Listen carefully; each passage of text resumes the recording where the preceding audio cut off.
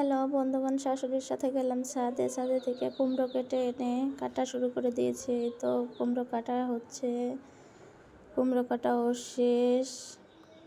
এখন এই যে আমার ভাতও প্রায় হয়ে গেছে, বসিয়ে দিলাম কড়াইয়ের মধ্যে তেল দিয়ে মশলাগুলো দিয়ে দিলাম। তার ভেতর দিয়ে দিলাম পেঁয়াজগুলো একটু ভেজে নেব।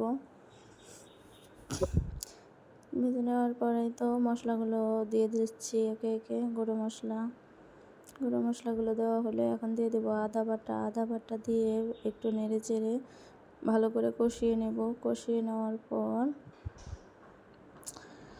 এই তো মুরগির মাংস দিয়ে দিচ্ছি। মুরগির মাংস দেওয়া কষিয়ে নিয়ে এখন চাল কুমড়ো আর হচ্ছে মুরগির মাংস একসাথে কষিয়ে নেব। এই তো কষানো হচ্ছে তরকারি। কষিয়ে ভালো করে কষিয়ে নিয়ে তারপর ঢাকা দিয়ে দিলাম।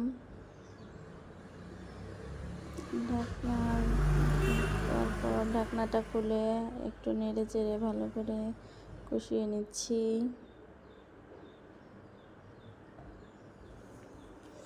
ভালো করে কষিয়ে নেবার পর এখন দিয়ে দিব ঝোল দিয়ে দিচ্ছি।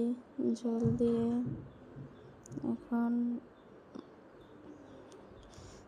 আবার হচ্ছে নেড়ে, তারপরে তো আমার তরকারিও প্রায় শেষের দিকে। এই তো তরকারি হয়ে গেছে, এখন তরকারি নামিয়ে নিব।